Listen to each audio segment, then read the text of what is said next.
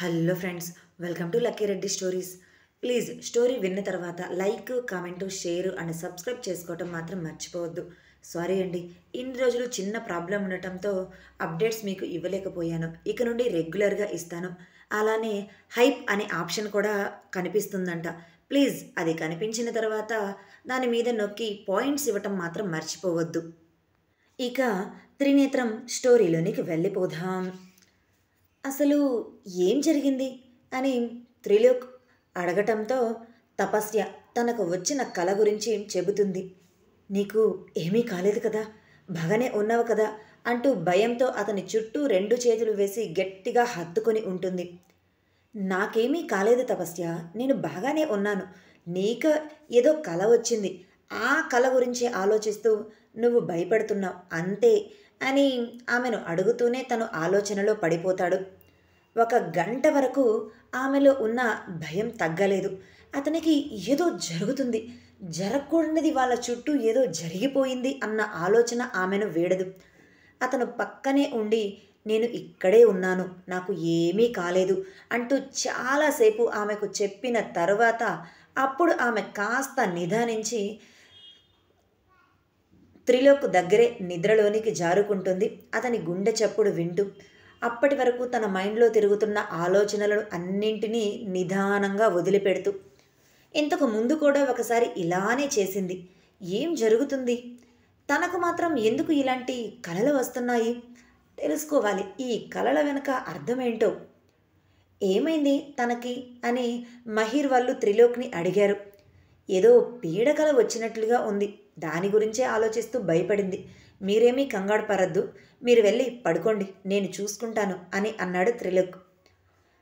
వాళ్ళు లేదులేరా, మేము కూడా ఇక్కడే ఉంటాం, తను భయపడుతుంది కదా అని అంటారు.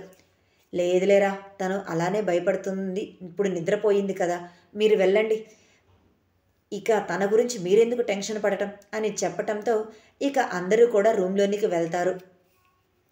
ఆ రోజు మధ్యాహ్నం తపస్యను ఒక పార్కు దగ్గరకు తీసుకుని వెళ్తాడు త్రిలోక్. మధ్యాహ్నం కావటంతో ఆ పార్కులో కూడా ఎవ్వరూ ఉండరు.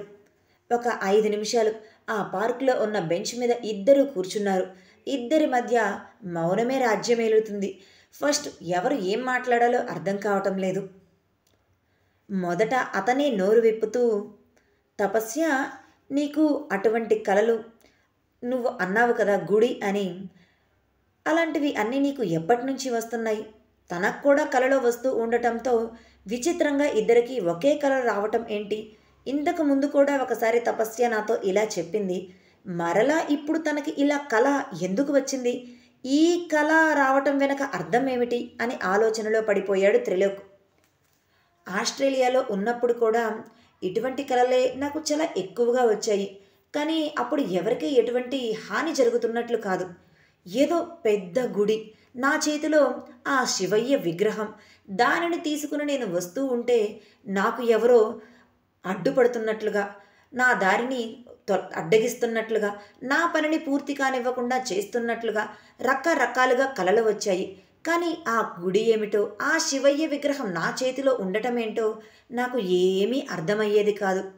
డాడీకి కూడా 1-2 సార్లు చెప్పాను, మన ఇంటిలో ఆ శివయ్యను పూజిస్తూ ఉంటాం కదా, మన కులదైవం కూడా ఆ శివయ్య కదా, అందుకని నీకు అలాంటి కలలు వస్తున్నాయి, నువ్వేమీ పట్టించుకోవద్దు అని చెప్పారు.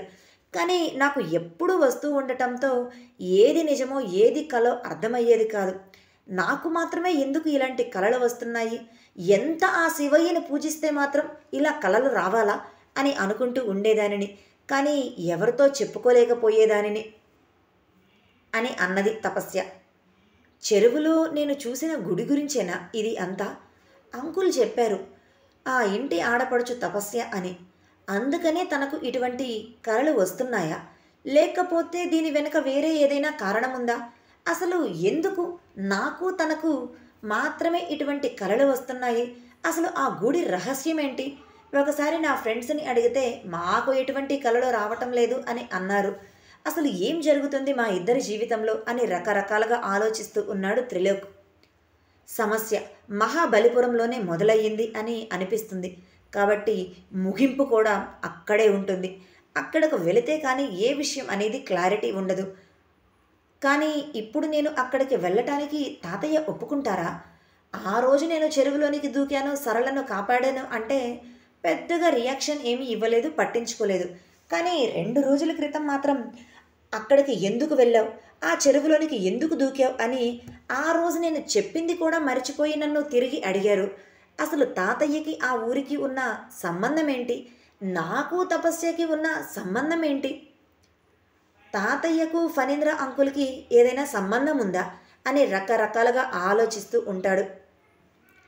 ఎప్పుడూ కూడా నాకు నా తల్లిదండ్రుల పేర్లు కూడా చెప్పని తాతయ్య ఫణీంద్ర అంకుల్ అడిగారు అని చెప్పిన వెంటనే నాకు నా పేరెంట్స్ పేర్లు చెప్పారు, వాళ్ళ గురించి చెప్పారు అని రకరకాలుగా ఆలోచనలు తన మనసును తొలిచివేస్తూ ఉంటాయి.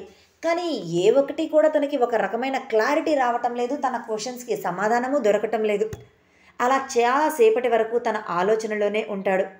తపస్య అతనిని ఎన్నిసార్లు పిలిచినా పలకకపోవటంతో గట్టిగా అతడి చేతి మీద గిచ్చుతుంది. అప్పుడు అతను తన ఆలోచనల నుంచి బయటకు వచ్చి, ఏంటి తపస్య అని అడుగుతాడు. ఏంటి అని అంత నిదానంగా అడుగుతావేంటి?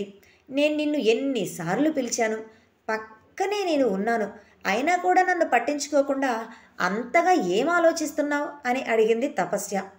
అది ఏం లేదు. సరే పద, ఇద్దరం కలిసి సినిమాకు వెళ్దాం.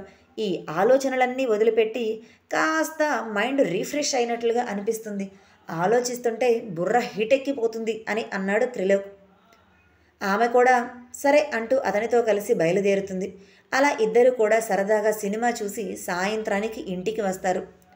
తపస్య తనూజ వాళ్ళ ఇంటికి వెళుతుంటే అక్కడ వాళ్ళ పేరెంట్స్ లేక తనూజ కూడా పెళ్లి జరిగి మహీర్ దగ్గరే ఉండటంతో తనకి ఒంటరిగా ఆ ఇంటిలో ఉండాలి అనిపించక సరళ దగ్గరకు వచ్చేసింది. అక్కడైతే నలుగురు ఉంటారు, కాస్త టైం గడుస్తుంది అనుకొని. సరళ, తపస్య, తనూజ ముగ్గురు కూడా సరదాగా కబుర్లు చెప్పుకుంటూ ఉన్నారు. వాళ్ళని చూస్తూ ఉన్న మహీర్, మయూర్ ఇద్దరూ అరే ఏం చెప్పుకుంటారా ఈ ఆడోళ్ళు, అంతగా మాట్లాడుకుంటూనే ఉంటారు, వీళ్ళు ఎన్ని మాటలు చెప్పుకున్నా కూడా వీళ్ళ మాటలకి అస్సలు ఆగనే ఆగవు అని అనుకుంటూ వాళ్ళ మాటల్లో వాళ్ళు ఉంటారు. వీళ్ళందరికీ విరుద్ధంగా ఆలోచనలో ఉంటాడు త్రిలోక్. తనకి మహాబలిపురం వెళ్ళాలి అనే ఆలోచన ఉంటుంది. అది ఎప్పుడు ఎలా అనే దాని గురించే బాగా ఆలోచిస్తూ ఉన్నాడు. మహీర్ కదిలించటంతో వాళ్ళతో మాటల్లో పడిపోతాడు త్రిలోక్. కానీ తన మైండ్లో ఉన్న ఆలోచన మాత్రం మహాబలిపురం చెరువే. ఫణీంద్ర వాళ్ళు ఆస్ట్రేలియా వెళ్ళి 4 రోజులు అవుతుంది. ఫోన్ చేసి తపస్యతో మాట్లాడతారు. తను బాగానే ఉన్నాను, ఎటువంటి ప్రాబ్లం లేదు అని చెప్తారు. అలా కాసేపు తన తల్లిదండ్రులతో సరదాగా ఫోన్లోనే మాట్లాడుతుంది తపస్య. త్రిలోక్ ఫణీంద్రను అడిగితే ఆ చెరువు గురించి, ఆ గుడి గురించి చెబుతాడు కదా అని అనుకుంటూ ఉన్నవాడు కూడా లేదు. చెప్పేవారు అయితే ఆ రోజే ఆ చెరువులో ముసలి ఉందా లేదా అని అడిగినప్పుడే మొత్తం క్లారిటీగా చెప్పేవాళ్ళు. నేను చెరువులో ముసలి ఉంది అని చెప్పిన తర్వాత కూడా ఆ గుడి రహస్యమేంటో, ఆ గుడికి ఆ ఇంటికి ఉన్న పూర్తి సంబంధం ఏంటో నాకు క్లారిటీగా చెప్పలేదు. ఆ గుడి వల్ల వాళ్ళ కుటుంబానికి ఏదో శాపం ఉంది, ఆడపడుచు చనిపోతుంది అని మాత్రమే చెప్పారు. విషయం ఏంటి అనేది తెలుసుకోవాలి, పూర్తిగా తెలుసుకోవాలి. కార్తీక పౌర్ణమి వరకు టైం ఉంది అన్నారు. ఆ కార్తీక పౌర్ణమి రహస్యం ఏంటో కూడా నేను పూర్తిగా తెలుసుకోవాలి. ఇది ఏప్రిల్, ఇక నవంబర్ వరకు ఎక్కువ సమయం కూడా లేదు. త్వరగా తెలుసుకోవాలి. ఆ చెరువులో ముసలి ఉంది, ఆ ముసలిని దాటుకొని ఆ గుడి లోపలికి ఎలా వెళ్ళాలి? ఒకసారి అంటే దానిని తప్పించుకొని బయటకు వచ్చాను, అలాగా అని ప్రతిసారి దాని నుండి తప్పించుకొని బయటకు రావటం సాధ్యమయ్యే పని అయితే కాదు. ఇలా రకరకాలుగా చెరువు గురించి, మహాబలిపురం గురించి, ఆ చెరువులో ఉన్న గుడి గురించే ఆలోచిస్తూ మరో 5 రోజులు గడిపేస్తాడు త్రిలోక్. అప్పటికి ఫణీంద్ర వాళ్ళు రావటానికి ఆలస్యం అవుతుంది. మరొక వారం రోజులు పడుతుంది అని తపస్యకు తెలియటంతో డల్ అయిపోతుంది. కానీ పక్కన త్రిలోక్, సరళ వాళ్ళందరూ ఉండటంతో వాళ్ళతో మాట్లాడుతూ కాస్త తేరుకుంటుంది. అంకుల్ వస్తే అంకుల్ హెల్ప్తో చెరువులోనికి వెళ్ళి ఏముందో తెలుసుకోవాలి అనుకున్నానే, కానీ అంకుల్ వాళ్ళు కూడా లేటుగా వస్తున్నారు. ఇప్పుడు ఎలా ఆ చెరువు గురించి తెలుసుకునేది అని ఆలోచనలో పడతాడు త్రిలోక్. ఇంతకీ ఆ చెరువు గుడి రహస్యమేంటి?